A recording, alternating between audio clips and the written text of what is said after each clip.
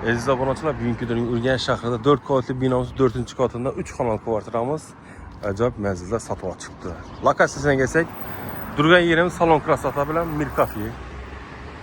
Görüşəyimiz abunəçilər. Bu tamamı Xorazm Palas, həm mediumsu, doğrumusa Dekkan Bazar abunəçilər. Dekkan Bazarını yaxıra kadın alsaq 9 yeter. Ondan zor.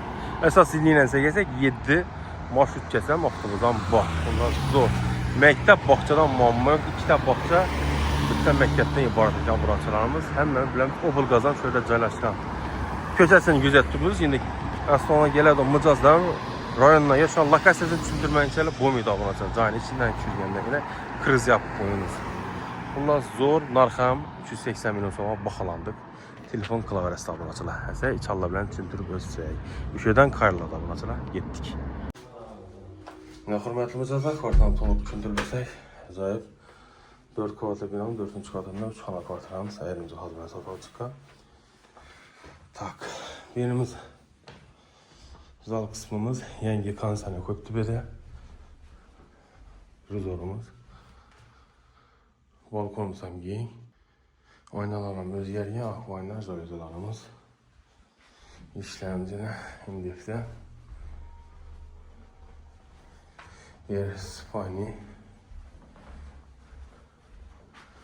Fonda əsas ilakası salon krasata Mir Kafe Xorazm Palas 20-18 sanlı balalar bağçası caylaşkan.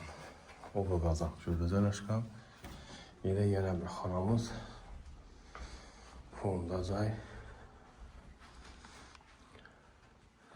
İstizməyə dəmir xatyol. Sanacının sonuçası özgərin, vandan özgərin.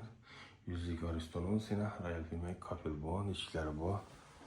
Aşxanamız, sağımızda maynar özgərin.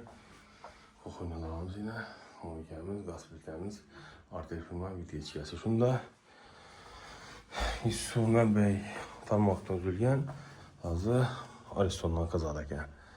Şunda 4 kvadratlı binamızı, 4-cü katında 3 xana kvartiramız şu duruş satılıb koyuldu. Telefon ezidən 88 530 nömrə bilən bağlanan 88 31 70 70 alaka çıxar. Sağ olun, aman bulun. Narxını ekranlarda yazıb qalmaz. Sağ olun.